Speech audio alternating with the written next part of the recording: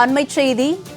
தென்காசியில் பிரபல தொப்பி வாப்பா பிரியாணி கடை உரிமம் ரத்து செய்து உணவு பாதுகாப்புத்துறையினர் அதிரடி நடவடிக்கை மேற்கொண்டுள்ளனர். இதனை நாம் அண்மைச் செய்தியாக பார்த்து வருகிறோம். தொப்பி வாப்பா பிரியாணி கடையின் உரிமம் ரத்து செய்யப்பட்டிருப்பதாக தகவல் வெளியாகியிருக்கிறது. தொப்பி வாப்பா பிரியாணி கடையில் பக்கெட் பிரியாணி சாப்பிட்ட 13 பேருக்கு வாந்தி மயக்கம் ஏற்பட்டதை தொடர்ந்து இந்த நடவடிக்கை எடுக்கப்பட்டிருக்கிறது. தொப்பி வாப்பா பிரியாணி கடையின் உரிமம் ரத்து செய்யப்பட்டிருப்பதாக அண்மை தகவல் வெளியாகியிருக்கிறது. அங்கு பக்கெட் பிரியாணி சாப்பிட்ட 13 பேருக்கு வாந்தி மயக்கம் ஏற்பட்டிருப்பதாக தகவல் வெளியாகியிருக்கிறது.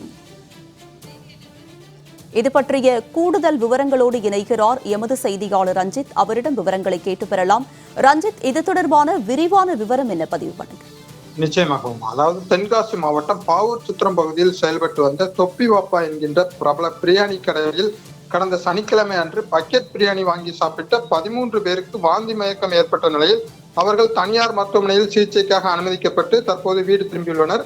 இந்த நிலையில் உணவு பாதுகாப்புத்துறையினர் முறையாக சோதனை செய்யாத காரணத்தினால்தான் இதுபோன்ற உணவுகள் ஹோட்டல்களில் விநியோகம் செய்யப்படுவதாக குற்றச்சாட்டு எழுந்த நிலையில் உணவு பாதுகாப்புத்துறையினர் அந்த கடையில் ஆய்வு மேற்கொண்டனர். அப்பொழுது அந்த கடையானது தூய்மையின்றி காணப்பட்ட நிலையில் கடையில் தூய்மை மற்றும் பராமரிப்பு பணிகளை மேற்கொள்ளவும் கடையில் உள்ள பணியாளர்களை மருத்துவ பரிசோதனை செய்ய வேண்டும் என கூறி கடை உரிமையாளர்களுக்கு உணவு பாதுகாப்புத்துறை அதிகாரிகள் நோட்டீஸ் வழங்கிய நிலையில் கடையின் உரிமத்தையும் ரத்து செய்து உத்தரவு பிறப்பித்தனர். குறிப்பாக பாவூர் சுத்திரம் பகுதியில் செயல்பட்டு வரும் இந்த தொப்பி வாப்பா பிரியாணி கடையின் உரிமமானது தற்போது ரத்து செய்யப்பட்டுள்ள நிலையில் ஒரு பிரச்சனை எழுந்தவுடன் உணவு பாதுகாப்புத்துறை அதிகாரிகள் அந்த ஹோட்டலில் ஆய்வு மேற்கொண்ட நிலையில் இதுபோன்ற தென்காசி மாவட்டத்தில் பல்வேறு ஹோட்டல்களில் தரமில்லாத உணவுகள் விநியோகம் செய்யப்படுவதாக குற்றச்சாட்டுகள் தொடர்ந்து எழுந்த வண்ணம் உள்ள நிலையில் உணவு பாதுகாப்புத்துறை அதிகாரிகள் மாவட்டம் முழுவதும் உள்ள ஹோட்டல்களில் ஆய்வு நடத்தி தரமில்லாத உணவுகளை விநியோகம் செய்யும் நபர்கள் மீது கடுமையான நடவடிக்கை எடுக்க வேண்டும் என பொதுமக்கள் கோரிக்கை விடுத்துள்ளது குறிப்பிடத்தக்கது.